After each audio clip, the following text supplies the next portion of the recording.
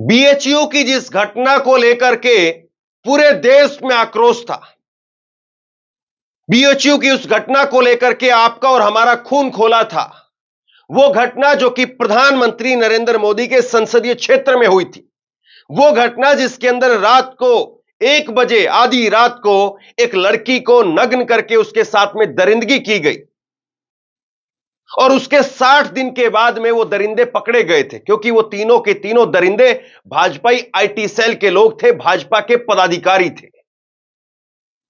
60 दिनों तक, 2 महीने तक पुलिस इनको पकड़ नहीं पाई थी और अब मात्र 7 महीने 7 महीने बाद इनको रिहा कर दिया गया है और रिहाई भी ऐसी कि घर पहुंचने पर इनका स्वागत किया गया है। गजब की बात यह है कि नरेंद्र मोदी बेटी बचाओ बेटी पढ़ाओ की बात करते हैं, बेटियों की सुरक्षा को लेकर के, महिलाओं की सुरक्षा को लेकर के तमाम तरीके के भाषण देते हैं लच्छेदार, और जब कोलकाता की बात हो तो कोलकाता की बात को लेकर के चिट्ठियां लिखने का काम करते हैं, और जब कोलकाता की बात हो, पश्चिम बंगाल की बात हो, तो राष्ट्रपति साहिबा की तरफ से भी बयान आता है कि मैं भयभीत हूं, मैं डरी हुई हूं। लेकिन बीएचयू की इस घटना को आप देखिए, बीएचयू की इस घटना में 3 में से 2 दरिंदों को जमानत पर रिहा कर दिया गया है और एक तीसरे दरिंदे की अभी 10 दिन बाद में सुनवाई होनी है, 10 से 15 दिन बाद। क्या कहेंगे आप? क्या जरा सा भी बीजेपी को हक है कि वो महिलाओं की सुरक्षा को लेकर के बात करे, बेटियों की सुरक्षा को लेकर के बात करे? सवाल इस बात का है। आईआईटी बीएचयू छात्रा से गैंगरेप के 2 आरोपी रिहा, हाईकोर्ट से जमानत मिली, घर पर माला पहना करके हुआ स्वागत। पुलिस ने कहा था तीनों पेशेवर अपराधी हैं। कमाल की बात यह है कि उत्तर प्रदेश की काबिल, मजबूत योगी आदित्यनाथ की सरकार कैसी पैरवी करी थी, उन्होंने कोर्ट के अंदर कैसी पैरवी की कि ये तीनों दरिंदे, जिनमें से 2 छूट गए हैं और तीसरा भी आप मान करके चलिए छूट ही जाएगा, क्योंकि ऐसा तो नहीं है कि आप 3 लोगों को गिरफ्तार करते हैं और एक आदमी का ही सारा कसूर हो, क्योंकि तीनों जब उसमें शामिल थे, तीनों वहां उस घटना पर मौजूद थे, ये अभी तक हमारे पास में तो यही जानकारी है, तो एक आदमी को कैसे आप रख लेंगे, 2 को कैसे छोड़ देंगे? और इन तीनों के फोटो किस किस के साथ में थे मुझे बताने की आवश्यकता नहीं, लेकिन ये फोटो ही सब कुछ है। प्रधानमंत्री नरेंद्र मोदी के साथ फोटो है, ये आरोपी है कुणाल पांडे, इनका भी फोटो है और उसके साथ में दूसरे आरोपी का भी फोटो है। इसके बाद में जेपी नड्डा के साथ भी फोटो है कुणाल पांडे के, भाजपा के आईटी सेल के हेड अमित मालवीय का भी के साथ भी फोटो है, और उसके बाद में योगी आदित्यनाथ का तीनों के तीनों, कुणाल पांडा, सक्षम पटेल और आनंद चौहान, तीनों के साथ में फोटो योगी आदित्यनाथ के हैं। फिर उसके बाद में एक और फोटो देखिए आप, ये फोटो है अनुराग ठाकुर के साथ में। फिर स्मृति ईरानी, महिला बाल विकास मंत्री थी उस वक्त में, उनके साथ फोटो, और बागेश्वर बाबा जो सबकी पर्ची निकालते थे, इनकी पर्ची नहीं निकाल पाए और ये बागेश्वर बाबा के साथ में भी इनका फोटो। इन दरिंदों की पहुंच कहां कहां तक थी, कहां कहां तक नहीं थी, इन फोटो के जरिए ही सब कुछ पता चल जाता है। इनका बायोडाटा, इनका पूरा का पूरा इतिहास इन फोटो के जरिए पता चल जाता है। कोई भी व्यक्ति प्रधानमंत्री तक पहुंच रहा है, प्रधानमंत्री से मेल मुलाकात कर रहा है, योगी आदित्यनाथ से मेल मुलाकात कर रहा है, तो सामान्य सी बात है कि वो कोई सामान्य आदमी है ही नहीं। लेकिन इस पूरी घटना के अंदर जिस तरीके की पुलिस की तरफ से लीपापोती की गई है, वो मैं आपके सामने रखता हूं। भास्कर ने इस खबर को अच्छे से कवर किया है, मैं भास्कर के हवाले से आपको बता रहा हूं। वाराणसी के आईआईटी बीएचयू में बीटेक छात्रा से गैंगरेप के 2 आरोपी 7 महीने बाद रिहा हो गए। इलाहाबाद हाई कोर्ट ने आरोपी कुणाल पांडे और आनंद उर्फ अभिषेक चौहान को सशर्त जमानत दी। तीसरे आरोपी सक्षम पटेल की जमानत कोर्ट ने स्वीकार नहीं की। 16 सितंबर को उसकी जमानत अर्जी पर सुनवाई होगी। कुणाल को 24 अगस्त जबकि आनंद को 29 अगस्त की रिहाई हुई है। पड़ोसियों के मुताबिक 29 अगस्त को आनंद नगवा कॉलोनी स्थित घर पहुंचा तो उसका स्वागत किया गया। कुणाल और आनंद दोनों के अगल बगल में घर हैं। गैंगरेप के तीनों आरोपी भाजपा आईटी सेल से जुड़े थे। सरकार के मंत्री, विधायक समेत बड़े नेताओं के संपर्क में थे। अब भास्कर इतना ही केवल लिख पाया कि सरकार के मंत्री सांसदों के साथ में, विधायकों के साथ में इनके संपर्क थे। कायदे से इनके तो प्रधानमंत्री नरेंद्र मोदी तक तार जुड़े हुए हैं। अगर ऐसी कोई घटना एक निकल करके सामने आए जिसमें आरोपी का नाम मुसलमान हो, जिसकी फोटो असदुद्दीन ओवैसी के साथ हो या जिसकी फोटो कहीं और किसी मुस्लिम नेता के साथ हो, तो उसके तार दुबई तक जोड़ दिए जाएंगे, अलकायदा तक जोड़ दिए जाएंगे, पता नहीं कहां कहां तक उसके तार जोड़ दिए जाएंगे। लेकिन अब नरेंद्र मोदी तक जिनकी पहुंच थी और वो खुलेआम इस प्रकार की घटना को अंजाम देते हैं और उसके बाद में रिहा। यह है नया भारत, मोदी जी का नया भारत, जहां पर बेटी बचाओ बेटी पढ़ाओ इस तरीके से चल रहा है। वो बेटी आज भी डर डर करके, घुट घुट करके जी रही है और उस बेटी की अभी 24 तारीख को ही उसका बयान दर्ज हुआ है, वो भी मैं आपको आगे दिखाऊंगा। पुलिस ने कोर्ट में तीनों को बताया था पेशेवर अपराधी। तीनों आरोपी आनंद, कुणाल और सक्षम को घटना के 60 दिन के बाद में 30 सितंबर 2023 को गिरफ्तार किया गया था। 31 दिसंबर 2023 से तीनों आरोपी जेल में बंद थे। उन्हें जघन्य वारदातों में शामिल आरोपियों की बैरक में रखा गया था। पुलिस चार्जशीट में तीनों आरोपियों के route, charge, CCTV footage, mobile location Aadhaar बनाया गया था। इसके साथ ही पीड़ित छात्रा और उसके दोस्त और एक गार्ड के बयान को भी आरोपियों के खिलाफ आधार बनाया गया था। व्हाट्सएप चैट को भी पुलिस ने कोर्ट में पेश कर जब्त बुलेट को भी जिक्र किया गया था। कोर्ट में पुलिस ने बताया था कि तीनों पेशेवर अपराधी हैं। जनता के बीच में तीनों को जाने की अनुमति नहीं मिलनी चाहिए। अब कायदे से समझिए इस बात को, क्या हुआ। 60 दिन के बाद में इनकी गिरफ्तारी होती है और 60 दिन के बाद में जब इनकी गिरफ्तारी हुई तो पुलिस ने कोर्ट के अंदर सबूत के तौर पर इनके मोबाइल की लोकेशन पेश की थी। कोर्ट के अंदर पुलिस ने गवाह के बयान के तौर पर गार्ड का बयान, उसकी जो छात्रा थी उसका बयान और छात्रा के साथ में जो दोस्त था जिसको बंदूक की नोक पर बंधक बना लिया था उसका बयान, तीनों के बयान, यानी पुख्ता तौर पर सारी चीजें पुलिस के पास में थी। आपके पास चश्मदीद गवाह था, छात्रा का बयान था, छात्रा के दोस्त का बयान था, लेकिन आपने फिर भी इनको रिहा कर दिया। पुलिस ने खुद ही कहा था कि ये तीनों पेशेवर अपराधी हैं और इन तीनों पेशेवर अपराधियों को छूट नहीं मिलनी चाहिए किसी भी प्रकार से। इन तीनों पेशेवर अपराधी अगर जनता के बीच में जाएंगे तो जनता के लिए खतरा हो जाएंगे। यानी इतने गंभीर जो है चार्ज लगाए गए, इतनी गंभीर बातें कही गई, फिर भी जमानत मिल गई। क्यों? क्योंकि तीनों के तीनों अमीर घर से भी थे, तीनों के तीनों भाजपा के पदाधिकारी भी थे और तीनों के तीनों भाजपा के बड़े नेताओं जिसमें योगी और मोदी शामिल हैं, वहां तक इनकी पहुंच थी।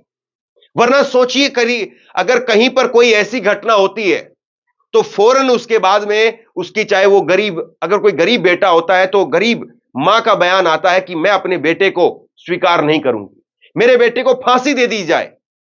और ऐसा भी होता है कि कई मामलों में घर वाले उसकी डेड बॉडी लेने से भी इनकार कर देते हैं।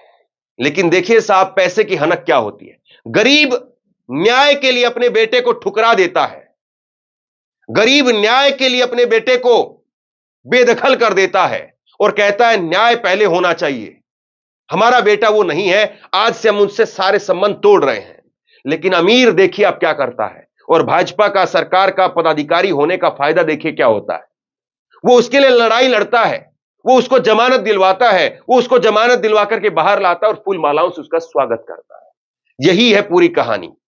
22 अगस्त को रेप पीड़िता ने कोर्ट में दर्ज कराया था बयान। अभियोजन के वकील ने बताया था कि कोर्ट ने आईआईटी बीएचयू गैंगरेप की सुनवाई तेज कर दी है और केस में सबसे पहले दुष्कर्म पीड़िता छात्रा को कोर्ट ने 22 अगस्त को तलब किया, जिसके बाद में पुलिस सुरक्षा में पीड़िता को कोर्ट में पेश किया गया। बीएचयू की वारदात को पीड़िता ने कोर्ट के सामने रखा। उसने बताया कि तीनों आरोपियों ने दरिंदगी की, धमकाया, फिर फरार हो गए। पीड़िता ने बताया कि घटना के बाद से कई तरह के दबाव को महसूस कर रही है, बाहर आते जाते समय डर लगता है, इसीलिए अधिकांश समय हॉस्टल के अंदर रहती है। इन लड़कों को जब रिहा किया गया है उससे महज कुछ दिन पहले, सिर्फ 4-5 दिन पहले 4-5 दिन पहले ही 22 अगस्त को इस पीड़िता ने अपना बयान कोर्ट के सामने जाकर के दिया था। यानी कहीं ऐसा नहीं है कि वो पीड़िता पलट गई हो। हालांकि बहुत बार ऐसा होता है कि पीड़िता के ऊपर इतना प्रेशर डाल दिया जाता है, उसके भाई को किडनैप कर लिया जाता है, उसके भाई के सर पर बंदूक रख करके उसको कहा जाता है कि तेरे भाई को मार देंगे, तेरी मां को मार देंगे, तेरे पिता को मार देंगे, और उसका बयान पलटवा दिया जाता है। लेकिन यहां पर ऐसा नहीं हुआ, यहां पर ऐसा नहीं हुआ। और यहां पर जो है वो पीड़िता ने 4-5 दिन पहले ही कोर्ट के सामने जाकर के कहा था कि इन्होंने दरिंदगी भी की मेरे साथ में, मुझे धमकाया, और अभी भी मुझे डर लगता है, लेकिन उसके बावजूद इनको छोड़ दिया गया। कमाल की बात यह है साहब कि नरेंद्र मोदी आज ही महिला सुरक्षा पर ज्ञान दे रहे थे। और नरेंद्र मोदी का आज का बयान मैं आपको बताता हूं, जब ये खबर आई है। आज महिलाओं के खिलाफ अत्याचार, बच्चों की सुरक्षा समाज की गंभीर चिंता है। देश में महिलाओं की सुरक्षा के लिए कई कठोर कानून बने, लेकिन हमें इसे और सक्रिय बनाने की जरूरत है। महिला अत्याचार से जुड़े मामलों में जितनी तेजी से फैसले आएंगे, आधी आबादी को सुरक्षा का उतना ही बड़ा भरोसा मिलेगा। साहब, आपसे जो फोटो खिंचवा लेते हैं उनको तो पूरा सुरक्षा का भरोसा है। यह तो गारंटी दिख रही है आपकी, मोदी की गारंटी। यही एक गारंटी सच हुई है। मोदी जी का आज का बयान है महिला सुरक्षा को लेकर के। दुर्भाग्य की बात यह है कि जब जब मोदी यह कहते हैं कि महिलाओं के खिलाफ अपराध अक्षम्य अपराध है, तो ऐसे में हमें बृजभूषण का चेहरा याद आ जाता है, ऐसे में हमें कुलदीप सिंह सेंगर का चेहरा याद आता है, चिन्मयानंद याद आता है, हमें याद आता है राम रहीम, हमें याद आता है कुणाल पांडे, सक्षम पटेल और अभिषेक चौहान, हमें याद आता है प्रज्वल रवन्ना, हमें याद आता है आसाराम, और हमें याद आते हैं बिल्किस बानो के दोषी, आरोपी नहीं दोषी।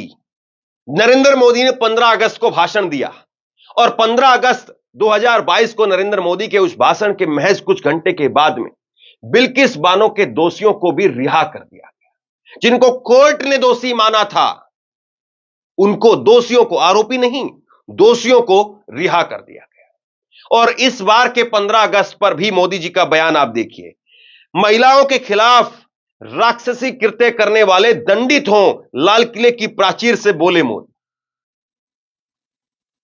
और इस बार लाल किले की प्राचीर से मोदी ने यह बोला, और 15 दिन के अंदर, 15 अगस्त से नरेंद्र मोदी ने यह बोला था, और 15 दिन के अंदर हम देख रहे हैं कि मोदी के संसदीय क्षेत्र से ही, उनके संसदीय क्षेत्र से ही एक पीड़िता के दरिंदे रिहा हो जाते हैं। इससे बड़ा जो है वो और आपका दो मुहापन और क्या होगा। इसके साथ में आप तस्वीर ये भी देखिए, और बिल्किस बानो को भी याद कीजिए, और याद कीजिए उन तमाम लोगों को जो बिल्किस बानो के नाम पर इसीलिए चुप थे। उनको लगता था कि मुसलमान है, चूड़ी टाइट हो रही है तो अच्छी बात है।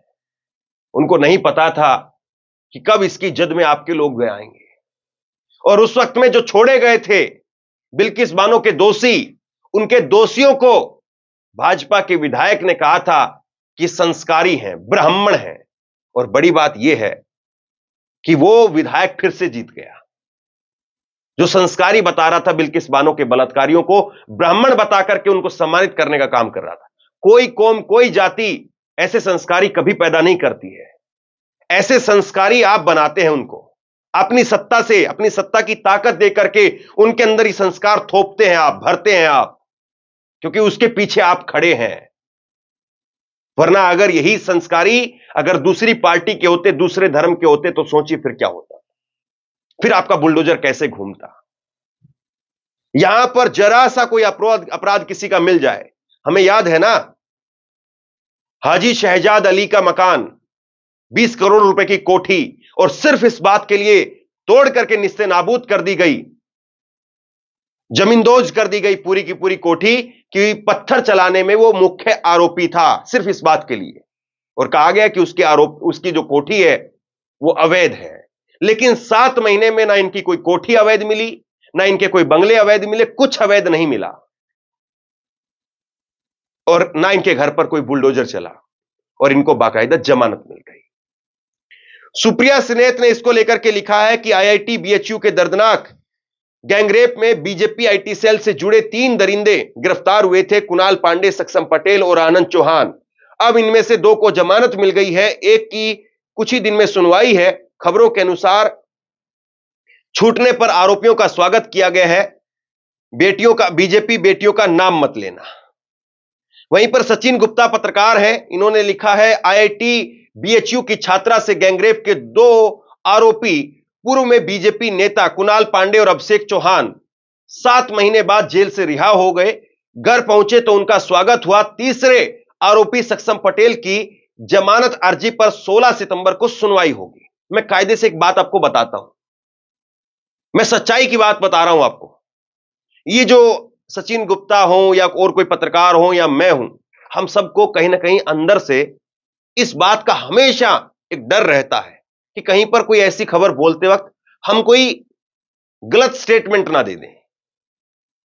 और इसीलिए सचिन गुप्ता ने लिखा कि पूर्व में बीजेपी के नेता, क्योंकि बीजेपी ने इनको बाद में निष्कासित कर दिया। हम लोग कितना ख्याल रखते हैं ना कि कोई पूर्व शब्द नहीं छूट जाए, कोई ये नहीं छूट जाए। एडिटर को बोलते हैं कि भाई इसमें ये किसी का चेहरा नहीं दिख जाए, कभी कुछ ये नहीं हो जाए। इतने नियम कायदों को हम फॉलो करते हैं, उनका पालन करते हैं, फिर भी अंदर एक डर रहता है। कोई गलत काम नहीं कर रहे हैं, फिर भी अंदर एक डर रहता है। लेकिन ये लोग जरा सा भी इनके अंदर कोई खौफ नहीं है, कोई डर नहीं है। हम लोगों के अंदर ये डर रहता है कि पता नहीं सरकार कब एक्शन लेकर के कब आपके चैनल को बंद करवा दे। इन लोगों को यह डर रहता है कि पता नहीं कब सरकार एक्शन लेकर के और जो कुछ हम काम कर रहे हैं हमारी लेखनी को खत्म करवा दे, बंद करवा दे। हालांकि खैर रास्ते बंद नहीं होते हैं, लेकिन एक जरिया है, उस जरिए को बचाने की जद्दोजहद तो करनी पड़ती है। लेकिन इनको जरा सा फर्क नहीं पड़ता है। मोदी योगी शर्म करनी चाहिए, कायदे से शर्म करनी चाहिए। भाजपा के एक एक नेता का, एक एक कार्यकर्ता का, और मैं दिल से कह रहा हूं एक एक सच्चे कार्यकर्ता का भी वाकई शर्म से सर जो है वो झुक जाता है। वो कहीं बोल नहीं पाता है, कहीं चौक चौराहे पर चाय की टपरी पर बैठ नहीं पाता है। ये आपकी इस प्रकार की घटनाओं से जरा सोचिए, आपने इन तीनों लड़कों को बचाने के चक्कर में एक बार फिर से आपके संस्कारों को सामने रख दिया है। आप इस खबर को शेयर कीजिए, लोगों तक पहुंचाइए। बहुत जरूरी खबर है, बहुत बड़ी खबर है। बहुत सारे लोग इस खबर पर लिखने बोलने से कतराते हैं। आप लोग शेयर करेंगे, मैं उम्मीद करता हूं। अपना 10, 15, 20 मिनट का वक्त निकालिए, शेयर कीजिए। और आप क्या सोचते हैं नीचे कमेंट बॉक्स में लिख करके जरूर बताइए। और इसी तरह की तमाम खबरों के लिए ऑनलाइन न्यूज इंडिया को सब्सक्राइब कीजिए। बहुत बहुत धन्यवाद।